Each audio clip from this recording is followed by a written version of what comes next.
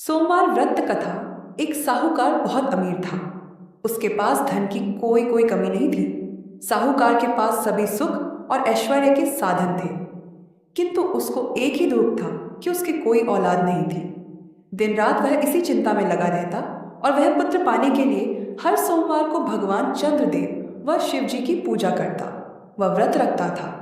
साहूकार की भोलेनाथ के प्रति ऐसी भक्ति देखकर एक बार माँ पार्वती जी ने शिव जी से कहा, है नाथ, यह साहूकार आपका अनन्य भक्त है और सदैव ही आपका व्रत और पूजा भक्ति भाव से किया करता है। आप कृपा करके इसकी मनोकामना को पूरी कर दें। पार्वती जी के ऐसे वचन सुनकर भोलेनाथ ने माँ गौरी से कहा, हे पार्वती, यह संसार एक कर्म क्षेत्र है। यहाँ जो भी जैसा काम करता है उसे वैसा ही फल मिलता है, अर्थात जैसा कार्य मनुष्य करता है वैसा ही परिणाम भोगता है।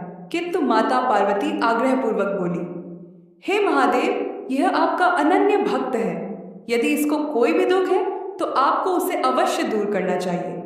यदि आप अपने भक्तों की मनोकामनाएं पूरी नहीं करेंगे तो क्यों मनुष्य आपकी भक्ति सेवा व पूजा करेंगे। पार्वती जी के इस आग्रह को सुनकर शिव जी ने कहा, हे शिवे, इस साहूकार के कोई पुत्र नहीं है, इसी कारण यह दिन रात चिंतित व दुखी रहता है।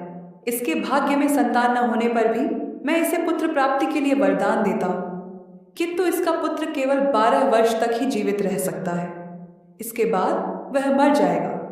इससे अधिक मैं इस साहूकार के लिए कुछ नहीं कर सकता।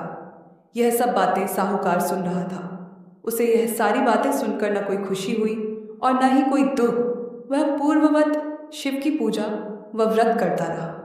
कुछ समय पश्चात साहूकार की पत्नी गर्भवती हो गई और 10वें महीने में उसने एक बहुत ही सुंदर पुत्र को जन्म दिया।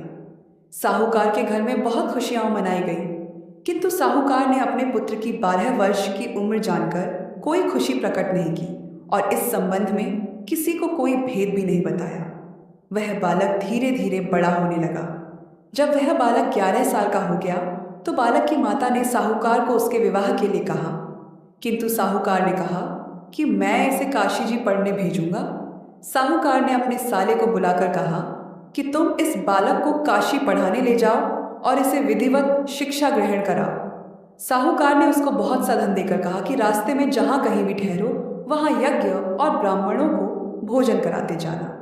इस प्रकार वह दोनों मामा भांजे रास्ते में यज्ञ करते, दान देते और ब्राह्मणों को भोजन कराते जा रहे थे।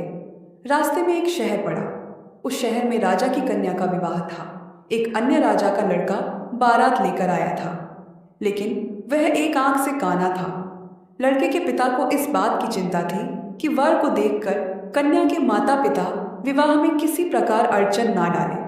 इसी कारण जब उन्होंने साहूकार के अति सुंदर बेटे को देखा तो उसके मन में विचार आया कि क्यों ना इस लड़के से विवाह का कार्य पूर्ण करा लिया जाए। यह विचार कर उसने लड़के और उसके मामा से कहा कि यदि आप फेरे व कन्यादान का कार्य पूर्ण करा देंगे तो आपकी बड़ी कृपा होगी और हम आपको बहुत सारा धन देंगे। साहूकार के लड़के और उसके मामा ने इस बात को स्वीकार कर लिया था। विवाह का काम भली प्रकार से पूरा हो गया।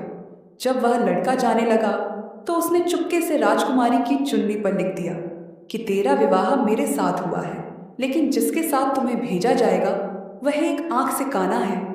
मैं काशी जी को जा रहा हूँ। राजकुमारी ने जब इस प्रकार लिखा पाया तो टसने काने राजकुमार के साथ जाने से इनकार कर दिया और कहा कि यह मेरा पति नहीं है। मेरा विवाह जिसके साथ हुआ है वह काशी जी गया है। राजकुमारी के पिता ने यह सब जब सुना तो उसने अपनी कन्या को विदा करने से इनकार कर दिया। बारात वापस चली गई। उधर साहूकार का लड़का और उसका मामा काशी जी पहुंचे, जहां लड़के ने पढ़ना शुरू किया तथा अपना अतिरिक्त समय मामा भांजा दानादी में व्यतीत करने लगे। इस प्रकार कई महीने बीत गए। जब लड़का 12 साल का हुआ तो उस दिन लड़के के मामा ने यज्ञ का आयोजन कर रखा था। अचानक ही लड़के की तबीयत खराब हो गई। लड़के के मामा ने कहा कि अंदर जाकर सो जाओ। लड़का अंदर जाकर सो गया। थोड़ी देर पश्चात लड़का मर गया। जब लड़के के मामा ने देखा कि वह मर गया है तो बहुत दुखी हुआ। उसने सोचा कि मैं पहले यज्ञ पूरा कर लूं तब कुछ सोचूंगा। लड़के के मामा ने यज्ञ पूरा किया और फिर रोना प्रारंभ कर दिया। वह बहुत जोर जोर से रो रहा था। संयोगवश शिवजी और पार्वती उधर से जा रहे थे। पार्वती जी ने भगवान भोलेनाथ से कहा, हे नाथ, कोई दुखी व्यक्ति रो रहा है, उसके कष्टों को दूर कर दो। जब शिवजी और पार्वती जी वहां पहुंचे तो उन्होंने देखा कि वहां पर एक लड़का घरा हुआ पड़ा है। तब पार्वती ने देखते ही लड़के को पहचान लिया। पार्वती जी ने लड़के के मरने का कारण पूछा तो भोलेनाथ ने बताया, हे गौरी, वाण लड़के की आयु इतनी ही थी, ये अपनी आयु पूरी कर चुका है। तब पार्वती जी ने विनम्रता पूर्वक कहा, महाराज, कृपा करके आप इस लड़के को जीवित कर दीजिए, नहीं तो इसके माता पिता इसके वियोग में तड़प तड़प कर अपनी जान दे देंगे। माता पार्वती की बात सुनकर शिवजी ने लड़के को पुनः जीवित कर दिया। शिवजी की कृपा से लड़का जीवित हो गया। शिव शंकर व पार्वती जी शिवधाम चले गए। शिक्षा पूरी होने पर लड़का और उसका मामा पहले की तरह यज्ञ करते, ब्राह्मणों को भोजन तथा दक्षिणा देते हुए अपने घर की ओर चल दिए। रास्ते में दोनों उसी शहर में आए जहां पर उस लड़के की शादी हुई थी। वहां पहुंचकर दोनों ने यज्ञ करना शुरू कर दिया। जब वे दोनों यज्ञ कर रहे थे तो उस लड़के के ससुर यानी वहां के राजा ने, जो उधर से घोड़े पर बैठकर अपने सेवकों के साथ जा रहा था, उसने लड़के को पहचान लिया। राजा ने महल में ले जाकर दोनों की खूब सेवा की। कुछ समय राजा के महल में रहने के बाद लड़के ने राजा से जाने की आज्ञा ली। राजा ने अपनी लड़की को लड़के के साथ विदा किया और साथ में बहुत सा धन एवं दास दासियों को भी भेजा। जब वे अपने शहर में आए तो लड़के के मामा ने कहा, पहले मैं तुम्हारे माता पिता को तुम्हारे आने की खबर सुनाए आता हूँ, तब तक तुम पत्नी सहित यहाँ आराम करो। ऐसा कहकर लड़के का मामा साहूकार को अपने पुत्र के आने की खबर देने चला गया। घर आकर उसने देखा कि उसके बहन और बहनोई छत पर बैठे हुए हैं और उन्होंने यह प्रण कर रखा है कि यदि उनका बेटा जीवित लौट आया तो वह छत से नीचे उतर आएंगे, नहीं तो छत से कूदकर अपने प्राण त्याग देंगे। लड़के के मामा ने जब यह समाचार सुनाया कि उनका लड़का जीवित लौट आया है तो उन्हें विश्वास नहीं हुआ। तब लड़के के मामा ने शपथ खाकर कहा कि आपका पुत्र अपनी स्वी और बहुत से धन और दास दासियों सहित घर आया है।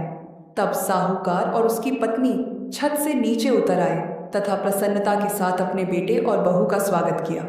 सभी प्रसन्नता के साथ रहने लगे। इस प्रकार भक्ति भाव से जो भी प्राणी सोमवार के व्रत का पालन करता है तथा प्रेम पूर्वक इस कथा को सुनता या पढ़ना है तो उसके सभी कष्ट दूर होते हैं, सारी मनोकामनाएं पूर्ण होती हैं और इस लोक में सभी सुख सुविधाओं को भोग कर अंत में उसे शिवलोक की प्राप्ति होती है।